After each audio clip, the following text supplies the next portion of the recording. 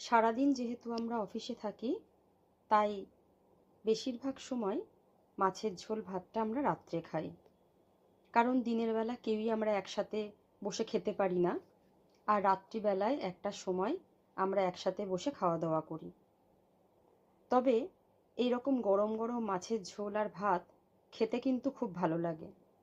আর সারাদিনের কাজের পরে দিনে একটা সময় অন্তত একসাথে বসে পরিবারের সাথে খাওয়াটা খুব দরকার। সেটা খুব ভালোও লাগে। কালকে রান্না করেছিলাম কাজলি মাছ। এটা অনেকে বাতাসি মাছও বলে।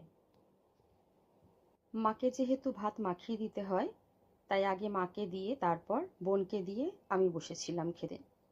আর এই রকম মাছ যখন আমরা রান্না করি, খুব হালকা পাতলাভাবেই ঝোল করি।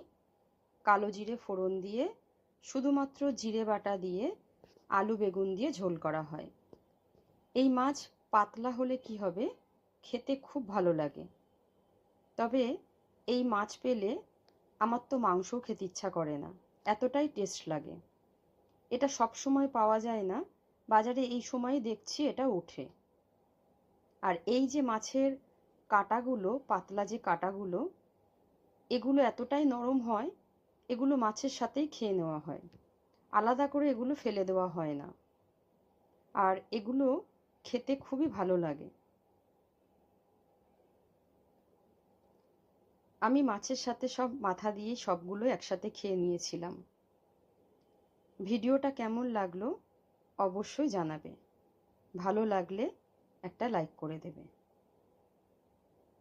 আর যদি কখনো এরকম মাছ পাও, এরকম মাছ রান্না করে খেয়ে দেখবে, খুব ভালো লাগে, মাংসও হার মানিয়ে দেবে।